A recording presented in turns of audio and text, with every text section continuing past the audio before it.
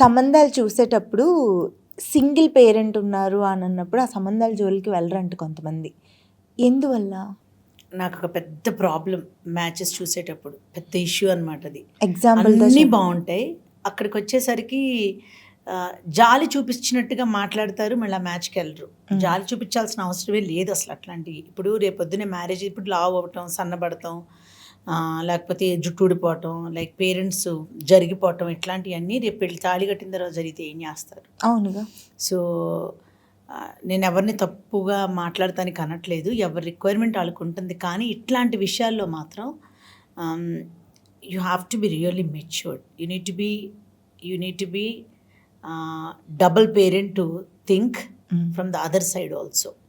ఎలా అంటే అలాంటి సంబంధాలు వచ్చినప్పుడు మిగతావి ఇంకెక్కడన్నా కాంప్రమైజ్ అవ్వగలిగిన ఈ పాయింట్ని పెద్ద పాయింట్గా తీసుకుని let me be the parent అనుకుని వెళ్ళిపోవాలి. నేనైతే అదే చేస్తా. ఎలా అంటే రూపా, ఇప్పుడు పెళ్ళి ఈవెంట్ జరగటంలో కానీ, లేకపోతే ఆ తర్వాత కానీ, ముందు కానీ, ఇప్పటి కాలంలో పేరెంట్స్ ఇద్దరూ కూడా ఈక్వల్ రోల్ ప్లే చేస్తున్నారు.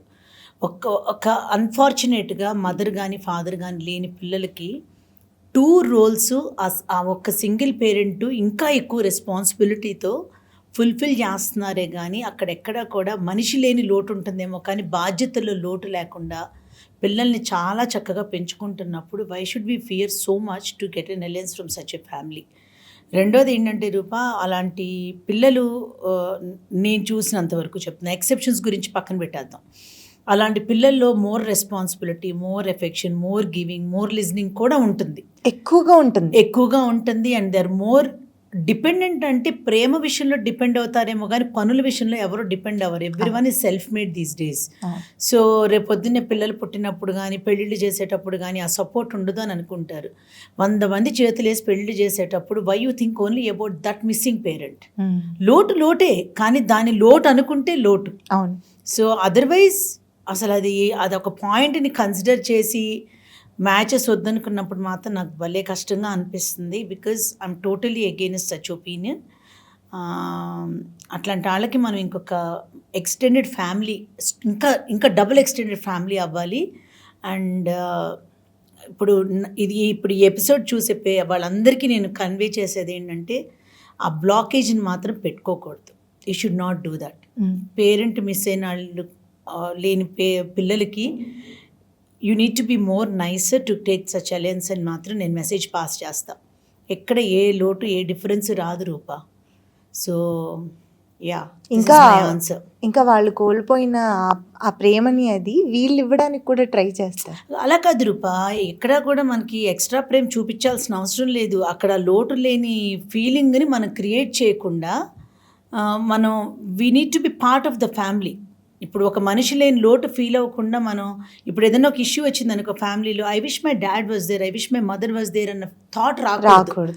అది పెళ్ళి అయినాకైనా పెళ్ళి అవ్వటానికి ముందైనా ఫీల్ అయ్యేది ఆ పర్సన్. మనం బయట నుంచి వచ్చిన వాళ్ళకి ఎందుకు ఆ ఫీలింగు?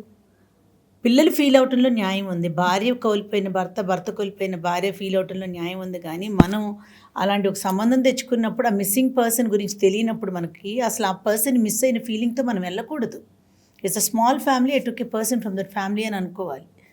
సో నా ఆన్సర్ ఎంత స్మార్ట్గా చెప్పాను నాకైతే తెలియదు, కానీ it's a very sharp answer. I can always count on. You should not skip such matches. డెఫినెట్గా ఈ క్వశ్చన్ ఈరోజు మిమ్మల్ని అడిగినందుకు నాకు చాలా హ్యాపీగా ఉంది. ఎందుకంటే ఈ మెసేజ్ సొసైటీలోకి వెళ్ళాల్సిందే. I really wish I can pass A stronger and better message. But నేను కన్వే చేయాలనుకుంది మాత్రం అదొక బ్లాకేజ్గా మాత్రం ఉండటం న్యాయం కాదు. ఈరోజు ఈ ఎపిసోడ్ చూస్తున్న వాళ్ళు మీ ఫ్రెండ్స్ అండ్ ఫ్యామిలీ మెంబర్స్కి ఈ వీడియో షేర్ చేయండి, లైక్ చేయండి, నవీన కాలమ్ని సబ్స్క్రైబ్ చేసుకోండి. Thank you. తెలుగు వన్